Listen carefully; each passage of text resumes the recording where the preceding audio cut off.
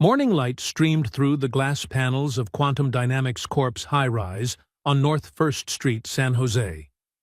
The 15-story building, sleek and glass-clad, with a LEED Platinum certification, stood as a point of pride for Silicon Valley.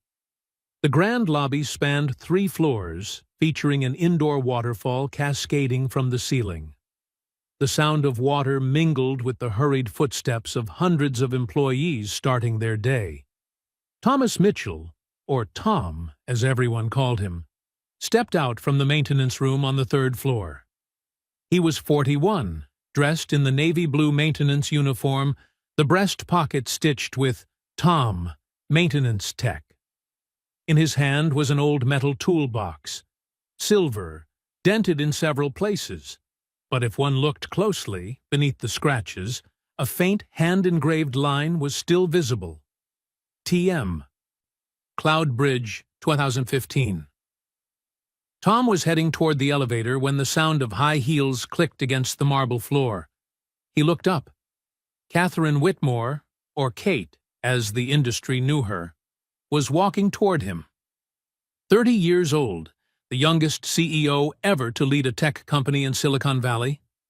Tom Ford outfit, Hermes handbag, sleek golden hair.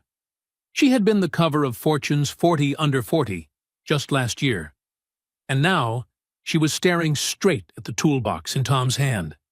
She stopped, right there, in the middle of the crowded lobby. Everything seemed to slow down. "Wait." Kate's voice was cold as ice. Heads turned. "You." Tom turned around. Their eyes met. "Yes, ma'am?" Kate stepped closer, narrowing her eyes at the faded logo. Her finger pointed directly at it. "Why does my company's logo appear on your toolbox?" Her tone was sharp, accusatory, not a question, but a demand. The bustling lobby fell silent. People stopped walking. Phones came out. A young director passing by snickered. Probably grabbed it from the old storage room. Another chimed in, laughing. Or maybe he found it in the trash? Tom looked down at the box, then back at Kate. His face was unnervingly calm. "You said your company's logo?" "That's right. Cloud Bridge Systems. That logo hasn't been used since 2020. Yet you have it. I want to know why." Tom paused. 1 second, 2, 3. Then he spoke, softly, but each word carried weight. "Because I created it. Before you bought it." The entire 3rd floor lobby froze. Kate frowned. "What did you say?" Tom didn't repeat himself. He simply turned and walked toward the elevator. Behind him, Kate's voice cut through the air like glass. "Security! Hold him! I want this man's background checked, right now." If your heart skipped a beat when you heard the words, "I created it," before you bought it, hit subscribe, because everything you think you know is about to be turned upside down. What do you think lies behind that old logo? A secret? Or a debt the entire corporation is trying to bury? To understand why a 41-year-old man said those words, we have to go back 10 years. Thomas Mitchell wasn't always a maintenance worker. In 2015, he was a PhD in computer engineering from Stanford. 26 years old, bright-eyed, full of ambition and dreams. He worked in a garage in Mountain View, California, with his wife Jennifer, or Jen, who was only 25. Jen was the chief product officer. Tom was the CTO. They named their company Cloud Bridge Systems. Their idea was simple but revolutionary. A cloud bridging system that allowed small businesses to access enterprise-level technology without spending millions on infrastructure. Tom built the first prototype with his own hands, soldering circuits, writing code, testing, debugging. Then, starting over again. One evening, Jen sat beside him in the garage. Her belly was already showing, 5 months pregnant. She placed her hand on Tom's shoulder. "You know," she said softly, "one day You're going to change the world." Tom looked up and smiled tiredly. "You really think so?" Jen nodded, serious. "Our little girl will be proud of her dad." Tom kissed her forehead. "And of her mom, too. They worked like mad, 16 hours a day, slept on the garage floor, ate instant noodles, but they were happy." In September 2016, Emma was born at El Camino Hospital in Mountain View, a tiny baby girl with her mother's eyes and her father's smile. "Hi there," Tom whispered, holding her in his arms. "Daddy promises to build a better world for you." 2 months after Emma's birth, Cloudbridge made its first breakthrough. Their system was being tested by 3 major Silicon Valley companies, and the results exceeded all expectations. The rumors spread fast. Investors began knocking on their door, and one of them was Robert Whitmore. Robert Whitmore, 58, a retired CEO and famous venture capitalist, sat in a small cafe in Palo Alto, studying Tom over gold-rimmed glasses. "I like your idea, Tom. I'll invest $5 million, but I want 40% equity." Tom hesitated. Jen sat beside him, holding his hand. "We'll need some time to think about it, Mr. Whitmore." Robert smiled, a smile that carried no warmth. "Time isn't something you have, Tom. There are 3 other companies developing similar tech. If you want to win, you need the money. Now." Tom and Jen exchanged a look, then nodded. They signed the deal. It was the biggest mistake of their lives. With the investment, Cloudbridge grew rapidly. By 2017, they had 50 employees. By 2018, 200. Their office moved from the garage to a small building in Mountain View. Tom worked non-stop. He'd get home at 11 p.m., kiss his sleeping daughter, then continue working on his laptop. Jen did the same, but she always made sure Friday nights were for family. That was their sacred rule. One Friday evening in November 2018, Jen was leaving work. Emma, 2 years old, had just learned to talk. Tom had promised to be home early for dinner. Jen drove along El Camino Real. It was raining. At the intersection with San Antonio Road, green light. A speeding truck ran the red. The crash. Then, silence. Tom was in a meeting with his engineering team when his phone rang. Unknown number. "Hello? Mr. Thomas Mitchell? This is the Mountain View Police Department. You need to come to El Camino Hospital immediately. Your wife has been in an accident." The phone dropped to the floor. The sound of the world around him disappeared. He saw people's mouths moving, but heard nothing. Colors drained away. Time froze. He ran out. No coat. No words. Just ran. Hospital, long white hallway, the smell of antiseptic. A doctor walked out, face grave. "Mr. Mitchell, I'm so sorry." "No, no, no." Tom fell to his knees. No tears, no sound, just stillness, like a stone statue. Jennifer Sullivan Mitchell, 27 years old, died instantly, left behind.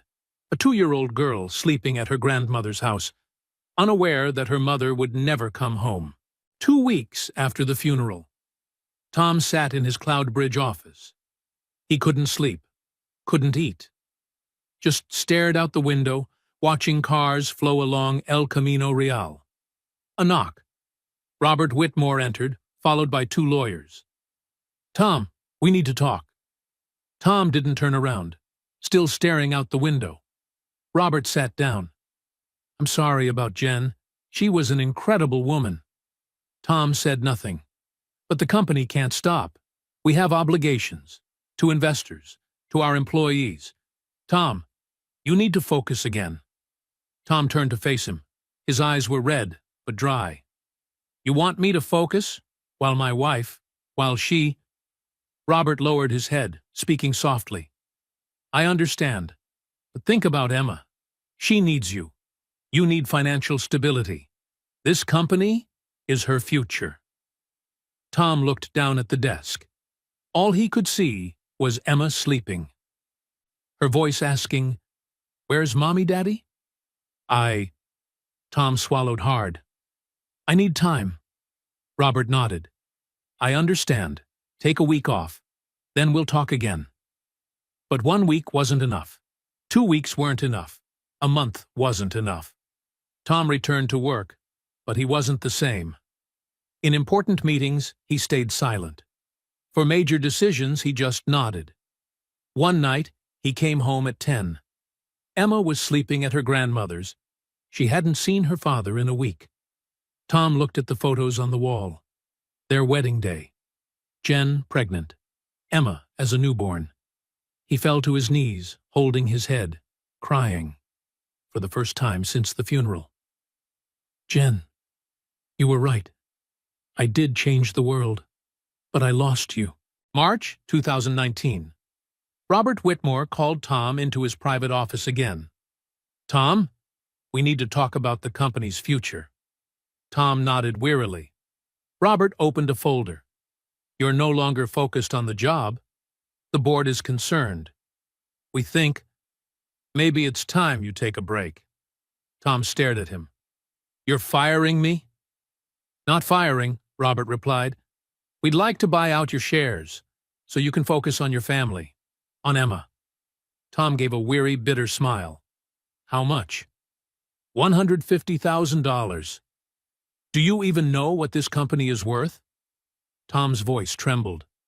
"I do," Robert said, meeting his eyes. "But this isn't about money.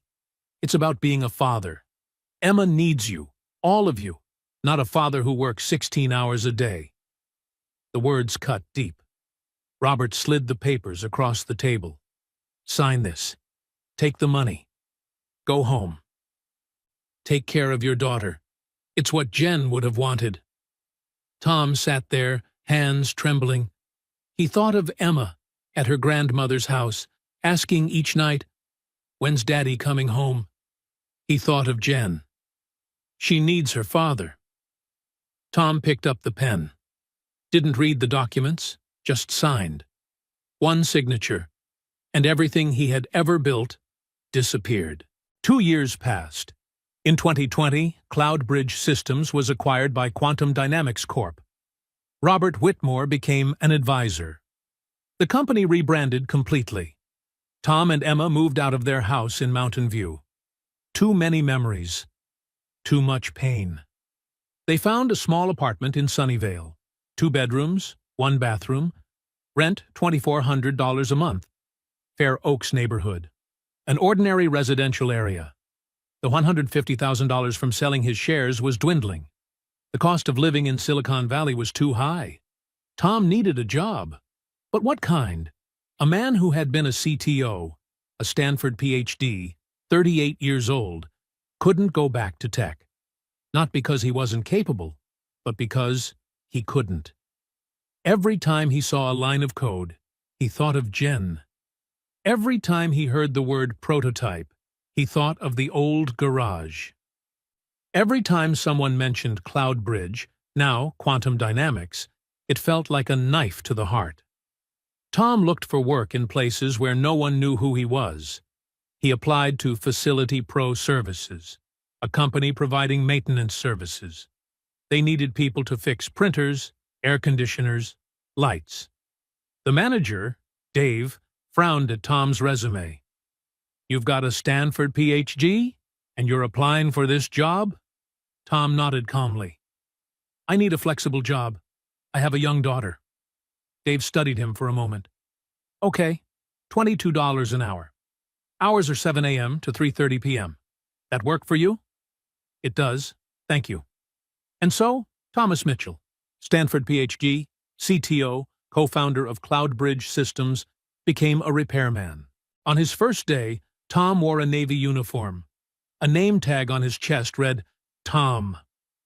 4-year-old Emma looked at her dad from the sofa, hugging her teddy bear. "Where are you going, Daddy?" "Daddy's going to work, sweetie." "What time will you be home?" Tom knelt to meet her eyes. 3:30 p.m. I promise. Emma smiled. Do you really promise?" "I really promise." Tom kissed her forehead and left. In the car, he glanced in the rearview mirror at his face. Slightly scruffy stubble, gray at the temples, tired eyes. But inside, there was a quiet warmth. He would be home on time. He would be there for Emma. That was what mattered. Maintenance work wasn't easy. Not easy at all. Fixing jammed printers, replacing fluorescent bulbs, repairing leaking AC units, unclogging drains, tasks that, 10 years earlier, Tom never imagined he would do. But there was one thing Tom liked. This job didn't come home with him. No midnight emails, no weekend meetings.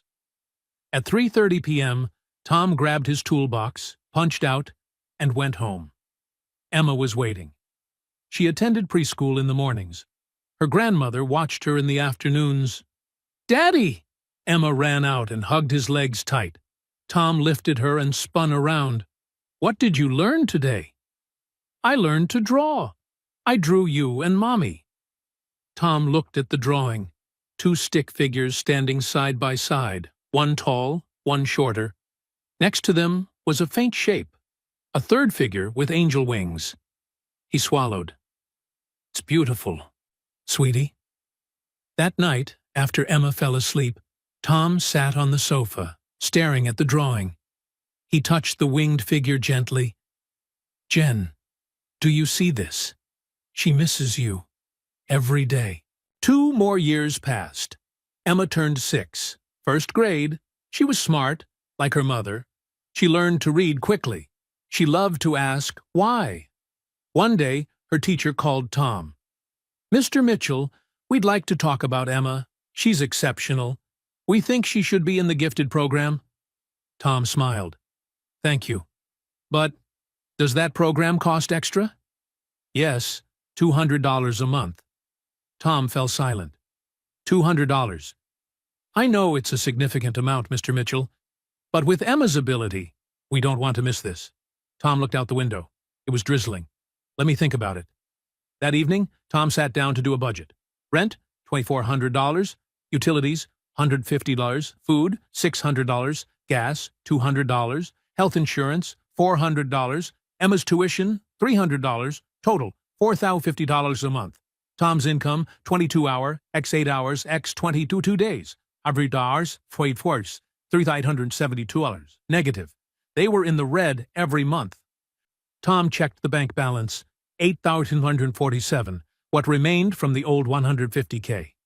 If he added $200 for the gifted program, they'd run out in 6 months. He set down his pen. "No, I can't." But Emma deserved it. Emma was as brilliant as her mother. She needed the best chance. Tom picked up the phone, called Facility Pro. "Dave, can I get overtime? Evenings or weekends?" Dave sighed. "Tom, don't you want to be home with your daughter?" "I do, but I need the money." "Okay, there's a big project this Saturday. Can you take it?" "Yes, thank you." Tom hung up. He looked at Emma's photo on the desk, a wide grin, one front tooth missing. "Sweetie, I'm sorry. I won't be able to go to the park with you this Saturday." From then on, Tom worked extra hours. Saturdays, Sundays, sometimes late at night. Emma understood, but she was sad. One evening, Tom came home at 9 p.m. Emma was asleep on the sofa, hugging her teddy, a math workbook unfinished beside her. Grandma, Jen's mother, sat nearby. She was old now, her hair pure white. "She waited for you." She nodded off. Tom knelt and gently lifted Emma. She stirred, half awake. "Daddy, Daddy's here. Go back to sleep." Emma wrapped her arms around his neck and cried, "I miss you, Daddy." Tom held her tight, tears slipping down. "I miss you too. I'm sorry." That night, after tucking Emma into bed, Tom sat on the hallway floor, head in his hands. "Jen, I don't know if I'm doing this right. I want to give her everything, but I'm losing her." No answer. Only the soft hum of the air conditioner. In 2023, Emma was 7. Tom decided to cut back on overtime. Better to be poorer but have a dad than richer and lose him. They ate simpler meals, pasta instead of steak, wore old clothes instead of new, no movies, picnics in the park instead. But they were happy, in a different way. Every evening, Tom read to Emma. Every weekend, they baked together. Every month, they went to the Sunnyvale Library. Emma borrowed 10 books and finished them in 2 weeks. Emma didn't know her father had once been a Stanford PhD, didn't know he'd once built a tech company. To Emma, her dad was the man who took care of her, cooked, read stories, and was always there. And that was enough. March 2025. Tom was 40. Facility Pro lost contracts with several companies. They had to lay people off. Tom was laid off. That evening, Tom came home. Emma was doing homework. "You're home early, Daddy?" Tom forced a smile. "Yeah, I've got a bit of free time." "Yay! Can you help me with math?" Tom sat beside her. Fractions, 3rd grade. Easy for him. But he explained slowly, patiently, so she would understand. Emma looked up and grinned. "You're really good at math, Daddy." "I used to study a lot." "Really? Where did you study?" Tom hesitated. "At a big school." "Can you teach me more?" Tom put an arm around her. "Of course. Every night." That night, after Emma fell asleep, Tom sat on the balcony looking up at the stars. He thought about the future. The money left in the account couldn't last 3 months. He needed a job. Fast. A week later, Tom saw a job posting on LinkedIn. Quantum Dynamics Corp. Maintenance technician needed. North 1st Street, San Jose. Tom stared at the company name, Quantum Dynamics, formerly Cloud Bridge Systems. The company he created. The company that pushed him out. Should he apply? Part of him said, "No, don't." But another part said, "They pay 25 hour, higher than Facility Pro. Your daughter needs the money." Tom clicked Apply. A week later, he received an email from Patricia in HR. "Dear Mr. Mitchell, we would like to interview you for the maintenance technician position." Tom sat in a small office across from Gary, the facilities manager. "Do you have experience with electrical, plumbing, and machinery repairs?" "Yes, 3 years at Facility Pro." Gary looked at the resume. "Where did you study?" "Stanford." Gary looked up. "Stanford? In what field?" "Computer science." Gary chuckled. "PhD, huh? Then why this job?" Tom answered calmly. "I have a daughter. I need a stable job with fixed hours." Gary nodded. "Okay, I like your honesty. You're hired. Start next week." Tom shook his hand. "Thank you." As he walked out of the Quantum Dynamics building, Tom looked up. 15 floors of glass. A large logo. Quantum Dynamics Corp. Below it, faintly, a small line read, "Formerly Cloud Bridge Systems, Eastern 2015. Tom smiled. A sad smile. "I'm home, Jen. Back where we once built everything. But no one recognizes me." He turned away, stepped down the stairs, and headed toward his old car, a 2008 Honda Accord bought off Craigslist for $4,000. On his first day at Quantum Dynamics, Tom received his uniform, navy blue, with a name tag on the chest, Tom, Maintenance Tech. He was led to the basement, where the maintenance room was located, a small, dimly lit space heavy with the smell of grease and old metal. Gary, the manager, gestured around. "This is your workspace. Most of the time, you'll be moving around the building. See something broken? Fix it. Got it?" Tom nodded. "Got it." Gary pointed to an old rusted toolbox in the corner. "You can use that if you want. Belonged to someone before you." Tom glanced over. The metal box was corroded, its paint peeling off in flakes. He shook his head. "No need. I've got my own." Tom opened his backpack and pulled out his silver metal toolbox, dented, scratched, worn from years of use. On the lid, beneath a thin layer of dust, faintly engraved, TM, Cloudbridge, 2015. Gary gave it a brief look, frowned slightly, but said nothing. All right then, get started. For the first 3 months, Tom worked like a shadow.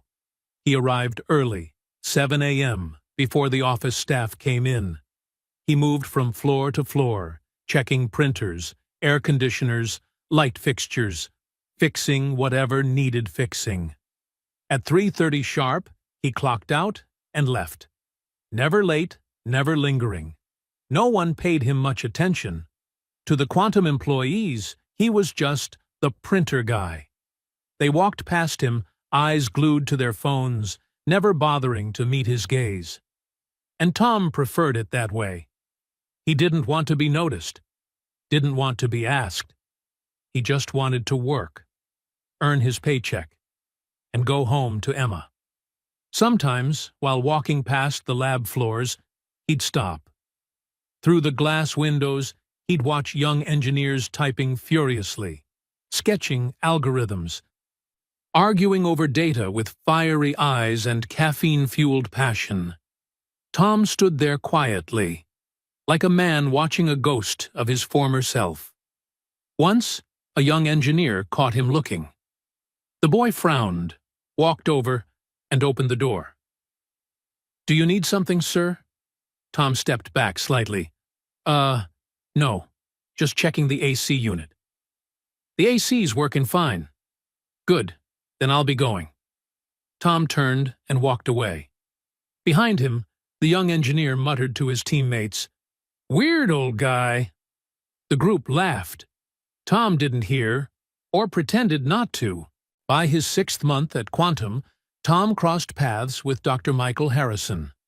Mike was the current CTO, 48, Scottish, deep voice, salt and pepper beard. That day, Tom was fixing a printer on the 12th floor, the executive wing. Mike walked by and stopped. "Excuse me, will this take long?" Tom didn't look up. "5 minutes, sir." "Good. I need to print a report for the 2 o'clock meeting." Tom tightened the final screw, closed the lid. All set. Mike pressed print. The machine hummed perfectly. No jams, no errors. "Well done. Thank you." Tom nodded, bending to pack his tools. Then Mike noticed it, the faint engraving on the toolbox lid. He froze. "Wait a second." Tom stiffened. Mike leaned closer, reading aloud. "Cloudbridge Systems? Isn't that—" Tom stood quickly, cutting him off. "Just an old box, sir. Bought it off eBay." Mike looked straight into his eyes. 1 second, 2, then slowly nodded. "Right, eBay. Got it." But in that look, there was something else. Something that said he knew, but chose silence. "Thanks for fixing it," Mike said quietly. "No problem, sir." Tom bowed his head and walked down the corridor. Behind him, Mike stood still, the printed paper in his hand. He glanced at the fading Cloudbridge letters on the departing toolbox, then at the gleaming Quantum Dynamics logo on the wall, and murmured under his breath, "It can't be." That night, Mike sat in his dimly lit office, golden light spilling across his desk. He opened his laptop and accessed the company's archived database, typed Thomas Mitchell, Cloudbridge Systems. The screen loaded, an old record, dated 2015. Profile photo, a young man, 26, bright-eyed, smiling. Mike zoomed in, comparing it to the tired repairman he'd seen earlier that day. Older, worn down, but unmistakably the same person. "Thomas Mitchell," he whispered. "He's working here, as a maintenance tech." He scrolled down the file. Co-founder, CTO, forced out, 2019. Whereabouts, unknown. Mike leaned back in his chair, eyes on the ceiling. Why didn't he say anything? Why accept this life? Then his eyes caught the family section. Family. Emma Mitchell, born 2016. And he understood.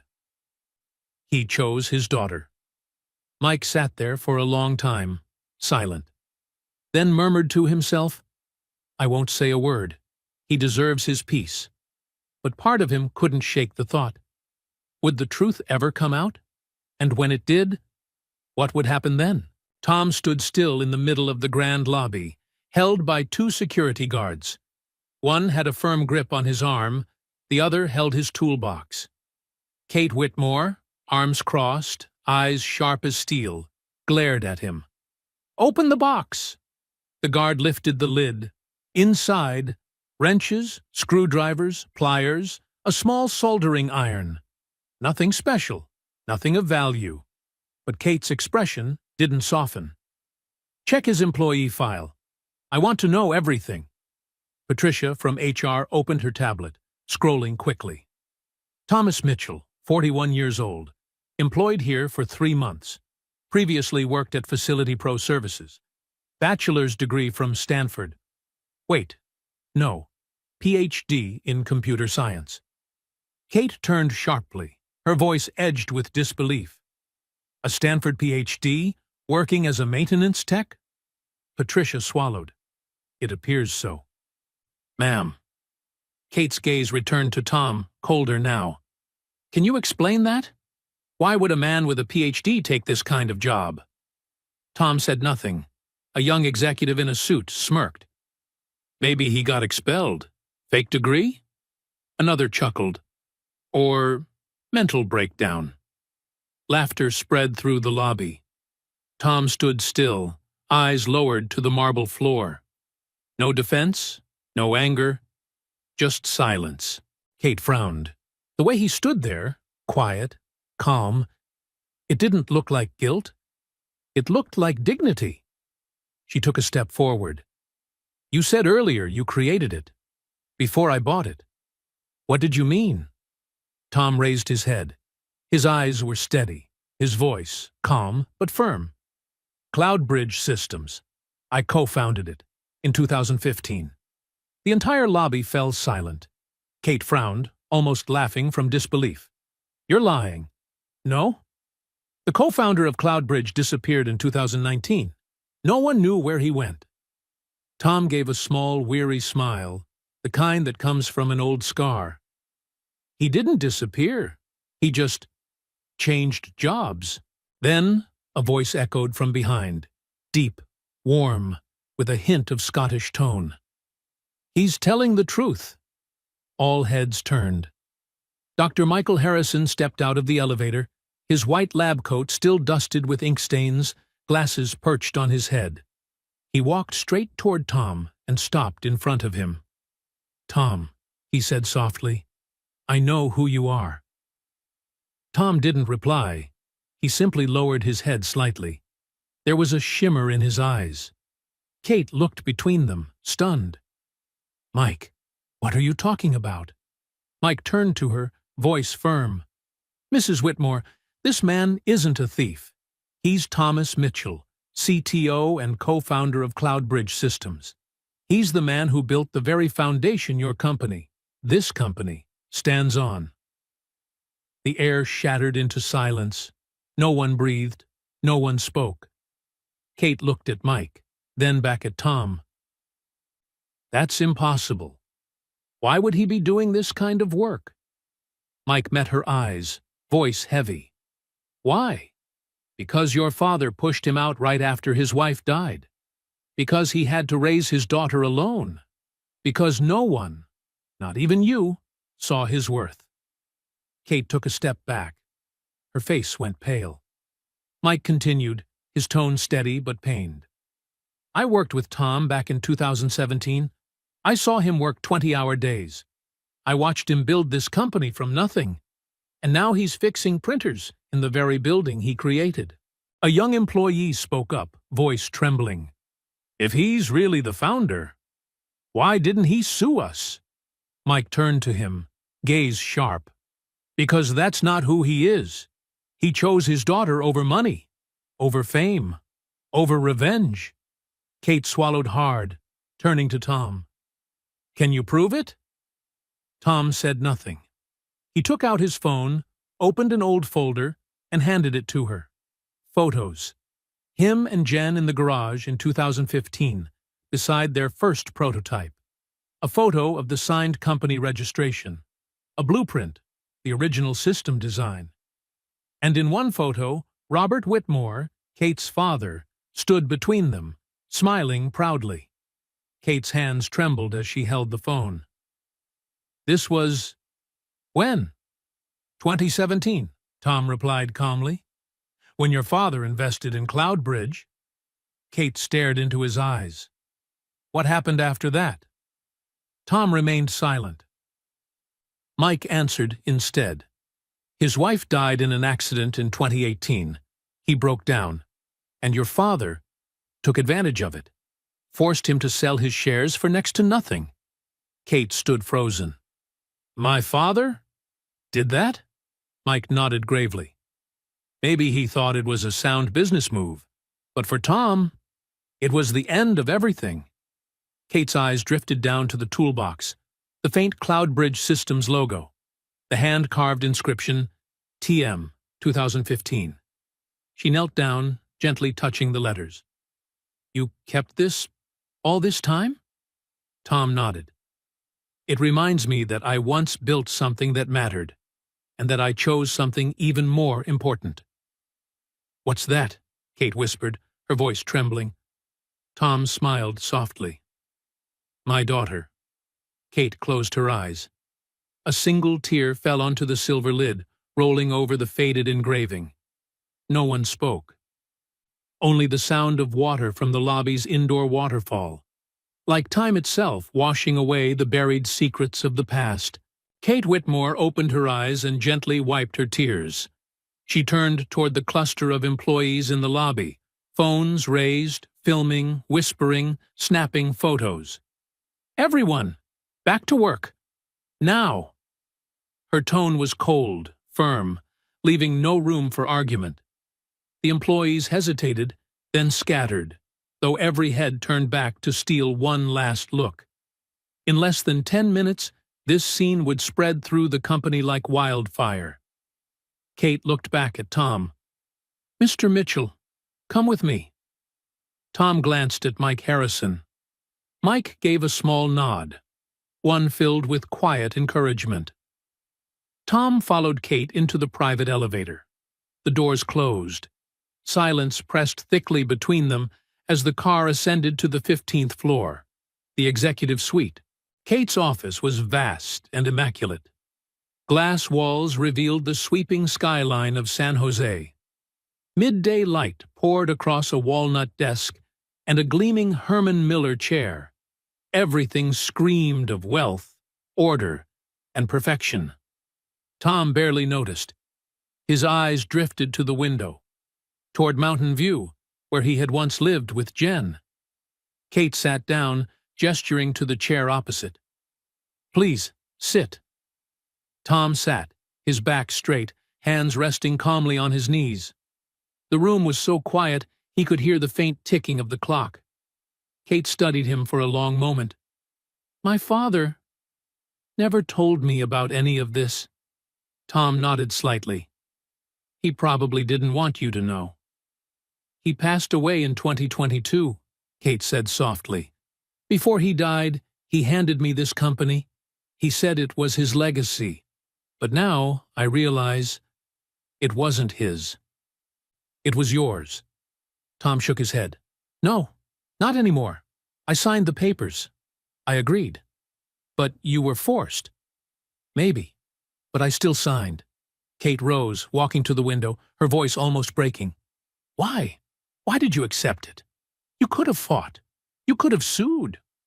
Tom looked up at her. Do you have children, Mrs. Whitmore? She turned, surprised. No. Then you wouldn't understand. She froze for a moment, then quietly came back and sat beside him. In that moment, she was no longer a CEO, just a woman trying to understand a father. Tom exhaled, his voice low and heavy. When Jen died, I lost everything. The company meant nothing. Success meant nothing. All I had left was Emma, my daughter, 2 years old. She needed her dad. He paused, eyes distant. One night, she wouldn't stop crying. She asked me, "Where's Mommy, Daddy?" I didn't know what to say. I just held her and cried with her. And that's when I realized, if I kept living the way I had, working 16 hours a day, I'd lose her too. Not to death, but to time. I'd miss her childhood, her bedtime stories, the chance to actually be her father. Kate said nothing. Only the faint hum of wind against the glass filled the silence. Tom continued, "When your father offered to buy my shares, I wasn't thinking about money. I thought this was my way out, my chance to go home, to be with my daughter. So I agreed. I didn't even read the contract. I just signed." Kate shook her head, whispering, $150,000. The company was worth at least $20 million then. Tom smiled faintly, with the kind of peace that comes after pain. "I know, but no amount of money can buy time. No number can buy laughter. Or the first time your child says, 'Daddy.'" Kate's eyes shimmered. "You're an extraordinary man." Tom shook his head and smiled softly. "No, I'm just a father." They sat in silence for a while. Then Kate spoke quietly. "I want to make this right. I want to compensate you." Tom shook his head. "That won't be necessary. You deserve—" "I don't need money," Tom interrupted, his voice firm. "I just need my job. A steady one. One that lets me leave at 3:30 to pick up my daughter. That's all." Kate looked at him, bewildered. "But you could do so much more. You could come back as an engineer, a CTO, anything." Tom chuckled softly. 10 years ago, I would have jumped at that offer. But now, I've learned something." "What's that?" "Fame fades, credit disappears. But what I built still stands. My system still runs. It helps people, and that's enough." Kate shook her head slowly. "You're not angry? You don't want justice?" Tom looked out the window. "See those buildings out there? Someone designed them. Someone poured the concrete, wired the lights. But do you know their names?" Kate shook her head gently. "Exactly," Tom said quietly. "But the buildings still stand. Their work endures. And that's what matters." Kate sat still, taking in every word. She had never heard anyone talk about success that way. Tom stood up. "Now, if you'll excuse me, I have to get back to work. There's an air conditioner on the 7th floor waiting." Kate rose too. "Wait, you really don't want anything?" Tom paused at the door, turned slightly. "If you truly want to do something—" "Yes?" "Treat your employees well. All of them, not just the engineers, the janitors, the guards, the maintenance workers. They build this company too, and they deserve respect." Kate nodded slowly, tears slipping down her cheeks. "I promise." Tom smiled gently, opened the door, and stepped out. The door closed quietly behind him. Kate stood alone in her glass office. She looked out toward the old Cloud Bridge building, now carrying the quantum dynamics name. And for the first time, she understood. Success isn't measured by fame or power. It's measured by what we leave behind. That night, Kate Whitmore couldn't sleep. She lay in her $4 million apartment at Santana Row, staring at the ceiling awash in the flickering city glow. Images kept replaying in her mind. Tom standing in the middle of the lobby, surrounded by camera flashes and mocking laughter, yet calm, unbroken. The old metal toolbox, the faded Cloud Bridge logo etched into its scarred surface, and Mike's voice echoing in her head. He chose his daughter over money, over fame. Kate sat up. 5:00 a.m. She opened her laptop and typed, Thomas Mitchell, Stanford, Ph.D. The results filled the screen. His doctoral thesis, IEE papers, photos from his student days, awards for innovation. There was no doubt. He had been a genius. Then she searched Jennifer Mitchell Cloudbridge. An old TechCrunch article from 2017 appeared. Cloudbridge's CPO, Jennifer Mitchell, the woman behind the innovation. Kate read every word. Jen was described as brilliant, imaginative, full of light. A photo showed her smiling, eyes radiant, one hand resting gently on her pregnant belly. Publication date, August 2016. She scrolled further. Another article, dated November 2018. Tech industry mourns the loss of rising star Jennifer Mitchell. A car crash. Killed instantly, leaving behind a husband and a 2-year-old daughter. Kate closed the laptop and buried her face in her hands. For the first time, she cried for someone she had never met. Dad, how could you? The next morning, Kate called an emergency board meeting. 15th floor conference room. 7 senior directors already seated, exchanging uneasy looks. Kate had never summoned them this abruptly before. She entered, holding a thick folder. Ladies and gentlemen, she began evenly. Yesterday there was an incident. A maintenance worker was accused of stealing company property. Heads nodded. Everyone had heard the rumors. Kate continued, her voice calm but glacial. But the truth is, that man was not a thief. That man was Thomas Mitchell, the co-founder of Cloudbridge Systems. The room erupted. What? Why was he here? As a janitor? He could sue us into bankruptcy. Kate raised her hand, silencing them. He's not suing. He's not asking for money.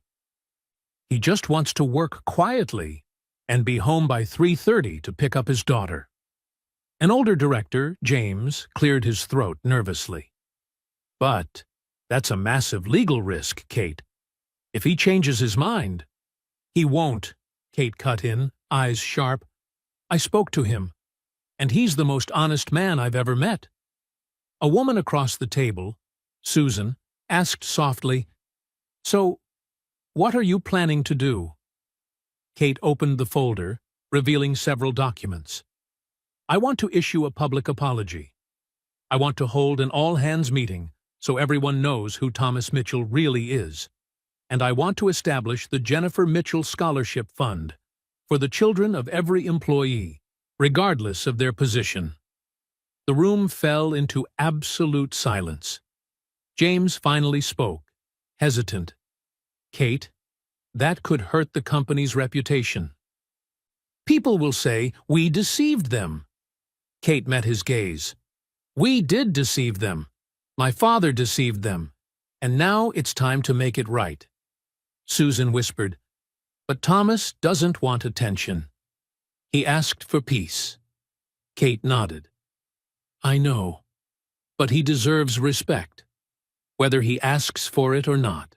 That afternoon, Tom was repairing a photocopier on the 4th floor when his phone rang, an internal number. Hello? Mr. Mitchell, this is the CEO's office. Mrs. Whitmore would like to see you. He checked his watch. 2:30 p.m., an hour before he usually clocked out. Can I come up at 3:30? He asked. The secretary hesitated. She said, It's urgent, sir. Tom sighed. All right, I'll be right up. Kate's office glowed with warm afternoon light. But this time, she wasn't alone. Beside her stood Dr. Mike Harrison and a woman with dark hair and glasses. This is Rebecca Chen, the company's legal counsel, Kate introduced.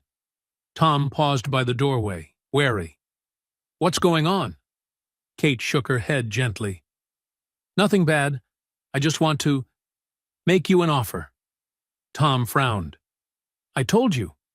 I don't want your money. It's not about money, Kate said, stepping forward. I want to offer you the position of Chief Innovation Officer. Tom almost laughed. then immediately shook his head. No. Why not? I need to be home by 3:30. Kate smiled softly. This role doesn't have fixed hours. You can set your own schedule. Leave whenever you need. Tom hesitated. I don't want to go back to that world again. Mike stepped closer, voice steady. Tom, you wouldn't be doing it alone. I'll be with you. No overtime, no pressure.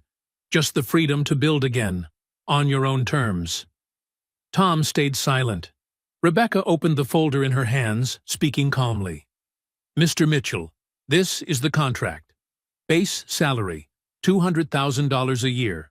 Equity, 5%. And full autonomy over your working hours. She looked to Kate.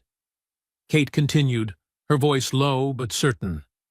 And we will establish the Jennifer Mitchell Scholarship Fund for the children of all quantum dynamics employees, from engineers to janitors. Tom stood motionless. Hearing Jen's name made his chest tighten. Why? Kate stepped closer, her eyes glistening. Because she deserves to be remembered. Because this company was built not only by you, but by her too.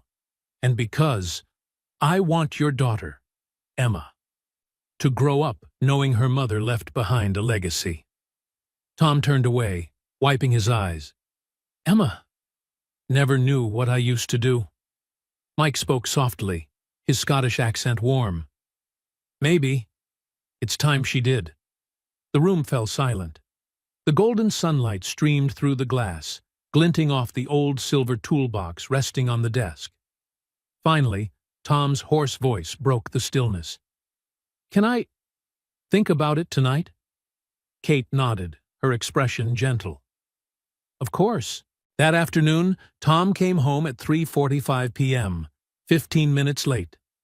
Emma sat on the couch, her small legs swinging, eyes fixed on the clock on the wall. Daddy, you're late. Tom knelt down, voice gentle. I'm sorry, sweetheart. I had something urgent at work. Emma shrugged, then threw her arms around his neck. It's okay. I know you're busy. Tom held her tight. The faint scent of her shampoo filled his chest with warmth. He took a slow breath, then said softly, Sweetheart, I need to talk to you about something. Emma looked up. About what, Daddy? About your mom. And about me. They sat together on the couch. Tom opened his laptop and pulled up an old folder, photos untouched for years. Do you know what your mom did before she left us? Emma shook her head. Grandma just said she was a good person. Tom clicked the first photo. Jen stood in the garage, holding a circuit board, her smile bright and full of life. Your mom was an engineer, smart, creative. She built things that helped people. Emma leaned closer, eyes wide. She's so pretty. Tom smiled, nodding. Yes, and she was strong too. I remember one time she worked 3 days straight. No sleep, just to finish a project. I told her to rest, but she said, Not yet. This project will help thousands. Emma giggled softly, her eyes glimmering in the late afternoon light. Tom switched to another photo. He and Jen standing proudly in front of the Cloud Bridge Systems sign. Your mom and I built this company together. I handled the systems, she handled the product. We worked like a team. Emma tilted her head. What happened then, Daddy? Tom was quiet for a long moment. Then he whispered, Then your mom was gone, and I couldn't go on. I sold the company, so I could stay home and take care of you. Emma's eyes widened. You sold it? Because of me? Tom nodded. Yes. Why? He took her small hand in his. Because you were more important than anything else. Emma's eyes filled with tears as she wrapped her arms around him. I'm sorry. If it weren't for me, maybe you... Tom hugged her tighter, his voice breaking. No, don't ever think that. You're the best thing that's ever happened to me. You and your mom. The two best things in my life." They stayed like that for a long time, silent except for the ticking of the clock and the hum of distant traffic outside. After a while, Emma asked softly, "Where do you work now, Daddy?" Tom hesitated. "At the company your mom and I built." Emma's eyes widened again. "Really?" He nodded. "But it's not mine anymore. And I only fix things now. Printers, lights, air conditioners." Emma thought for a moment, then said quietly, "I don't care what you do, Daddy. I just want you to come home on time and be with me." Tom's throat tightened. "So do I, sweetheart. So do I." After a pause, he asked gently, "If Daddy had a chance to do another job, but could still come home on time, would that be okay with you?" Emma tilted her head. "What kind of job?" "I was offered a position as an engineer again, but I don't know if I should take it." Emma frowned, thinking hard, then asked, "Do you like doing that?" Tom smiled faintly. "I used to love it." "Then do it, Daddy, as long as you still come home to me." Tom laughed softly through his tears. "You sure about that?" Emma nodded firmly. "I want you to be happy, and I think Mommy would want that too." Tom hugged her close once more. "Thank you, Emma." Night fell. When Emma was fast asleep, Tom sat on the balcony, staring at the stars scattered across the San Jose sky. The air was cool and still. He whispered, "Jen, what should I do?" And then, like a voice from memory, her words returned to him. "Don't ever stop building.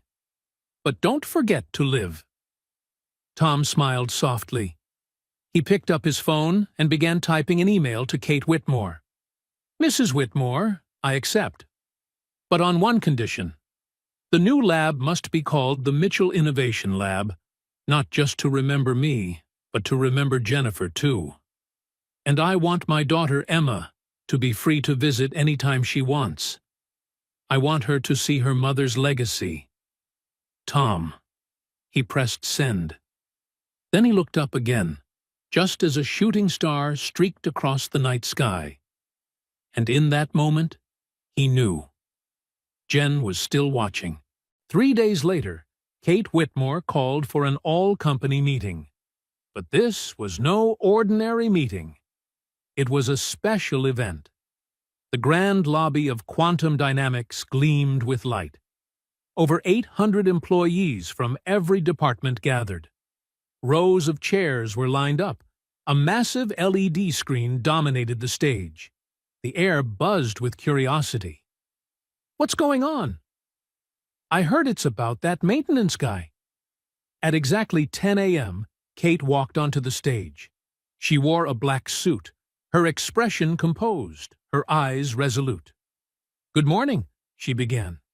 "Today, I'm not here to talk about profits or quarterly goals. Today, I want to tell you a story." The screen behind her flickered to life. A photo appeared. 2 people smiling inside a small garage cluttered with wires and circuit boards. Tom and Jennifer Mitchell.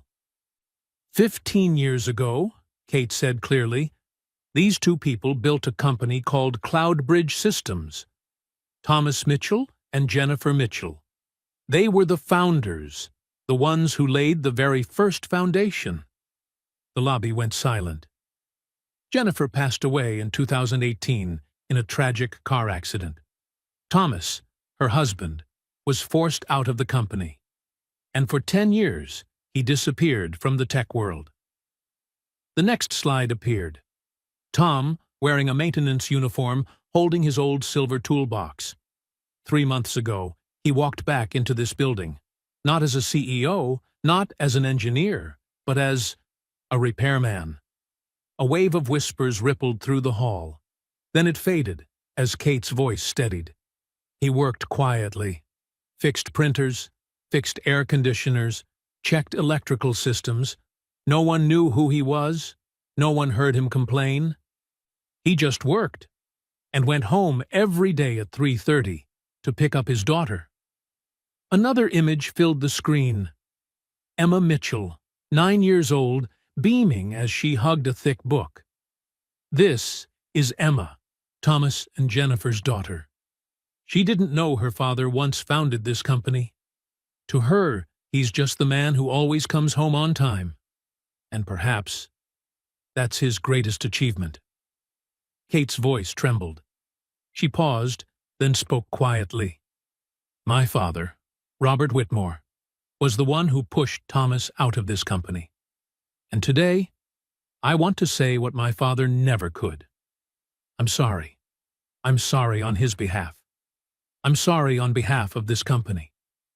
The room was utterly still, only the sound of breathing and a few muffled sobs. Kate lifted her chin, steady again. Starting today, we are creating the Jennifer Mitchell Scholarship Fund, a fund named after the woman who inspired this company. It will support the children of every quantum dynamics employee, from engineers to security guards, from executives to janitors. Because everyone, every single one of you, helps build this company. Applause erupted, then grew louder, then thundered across the lobby like a wave. Kate raised her hand for quiet. And one more thing, she said. From today, our main research facility will be named the Mitchell Innovation Lab. The screen lit up, revealing a shining bronze plaque. Mitchell Innovation Lab, in memory of Thomas and Jennifer Mitchell, founders of Cloud Bridge Systems, 2015. They built the foundation. We build the future. Applause roared through the hall. People began standing. First a few, then all at once. Kate turned toward the back doors, speaking softly into the microphone. And now, I would like to invite Thomas Mitchell to the stage. Tom stood by the rear doors, wearing a suit borrowed from Mike. The collar was a bit tight, the sleeves slightly long. He looked both nervous and endearing. Beside him, Emma, in a pale yellow dress, held her father's hand tightly. Daddy, I'm scared, she whispered. Tom knelt down, smiling gently. So am I. But we'll do it together, okay? Emma nodded. They stepped out. Spotlights flooded them. 800 pairs of eyes turned toward the man they once passed in the hall without a glance. Applause filled the air, soft at first, then growing until it thundered across the entire atrium. Tom led Emma to the stage. He looked out over the crowd, faces he recognized from every corridor, people who once chuckled when they saw him pushing a cart of tools. Now they stood, not out of pity, but out of respect. Kate walked forward and extended her hand. Thank you for being here, Thomas. Tom nodded, shaking her hand firmly. Thank you for doing what's right. Kate crouched to Emma's level, her voice soft and warm. You must be Emma, right? Emma nodded shyly. Do you know how incredible your mother was? Emma's small voice trembled. Daddy told me. Kate smiled, eyes glistening.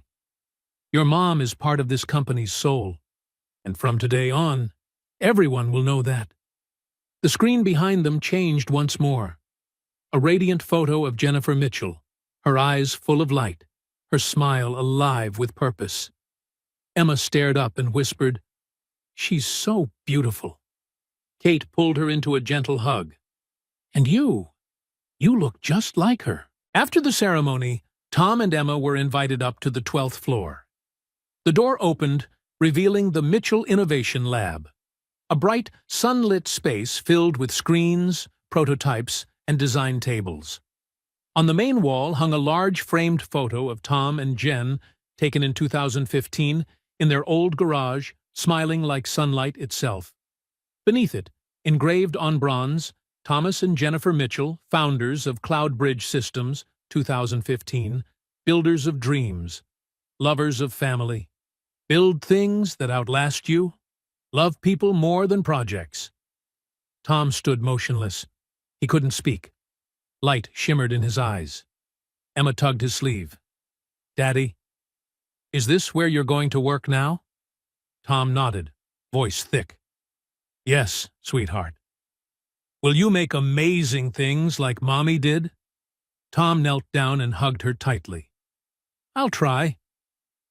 But the most amazing thing of all is that I'll still come home on time." Emma giggled, pressing her cheek to his shoulder. "Promise?" Tom nodded, whispering, "I promise."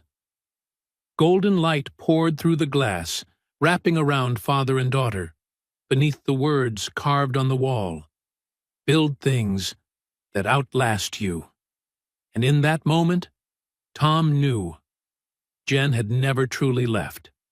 She was still there, in every breath, every project, and in the heart of the man who never stopped building. 6 years later, Mitchell Innovation Lab, late afternoon. The last rays of sunlight streamed through the wide glass windows. Emma Mitchell, now 15, walked in after school. She wore her high school uniform, her hair tied in a ponytail, a backpack over her shoulder. "Dad!" Tom looked up from his desk. At 47, his hair had turned noticeably gray, but his eyes were still bright and gentle, just like always. "You're home early," he smiled. Emma grinned, sitting down beside him. "School ended early today. I wanted to come here to do my homework." Tom chuckled. "All right, but don't distract me while I'm working, okay?" "Yes, sir." Emma opened her MacBook, the one he'd given her for her birthday last year, and began typing. Tom watched her for a moment, smiling softly, then turned back to his sketches and design boards. 30 minutes later, Kate Whitmore entered. Now 36, she carried herself with calm authority, yet still had that spark of the woman who once rebuilt an empire. "Tom, got a minute? I'd like to review the new prototype." Tom stood up. "Of course. Emma, stay here and finish your homework, okay? I'll be right back." "Okay, Dad." She stayed focused on her screen as Tom and Kate stepped into the conference room. On the table sat a sleek device, its steel surface gleaming. A high-speed internet system designed for remote rural schools. Kate examined it, impressed. "Has it been tested yet?" Tom nodded. "Yes. The first 5 schools ran trials. The results were far beyond expectations. Kids in the mountains can now study online, just like those in the city." Kate smiled warmly.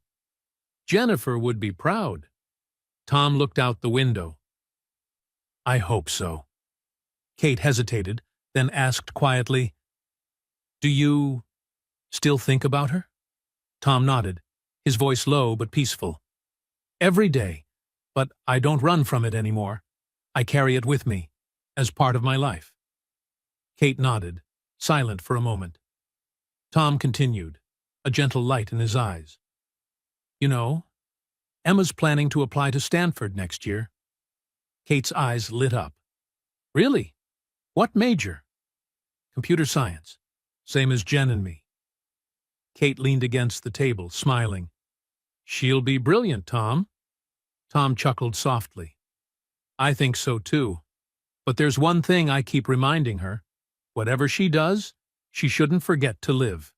And to cherish family." Kate's voice softened. "You don't have to tell her that. You've already taught her, by the way you live." When Tom returned to the lab, Emma had closed her laptop and was staring at the large framed photo on the wall. The picture of Tom and Jen in the garage, 2015, both smiling amid wires and circuit boards. "Dad?" Tom walked over. "What is it, sweetheart?" "I want to ask about Mom." "Go ahead." "Was she happy when she worked here?" Tom smiled gently, gazing at the photo. "She was. She loved creating things that made people's lives better." Emma was quiet for a while, then said softly, "I want to be like her." Tom rested a hand on her shoulder, his tone warm. You already are. Smart, kind, and always thinking of others. Emma leaned her head on his shoulder. Do you ever regret leaving the company back then? Tom paused, reflecting. When it happened, I thought I'd lost everything. I lost your mom. I lost the company. I lost my dreams. But now, I realize I didn't lose anything. I still have you. I still have her memory. And I got the chance to start over. That's enough. Emma looked up, eyes shining. You're the best dad in the world. Tom smiled through tears. Thank you, Emma. That night, they drove home together. No longer in the small rented apartment, but in a cozy house in Sunnyvale, with a front yard and maple trees lining the path. On the way, Emma asked, Dad, when I go to Stanford next year, will you be okay?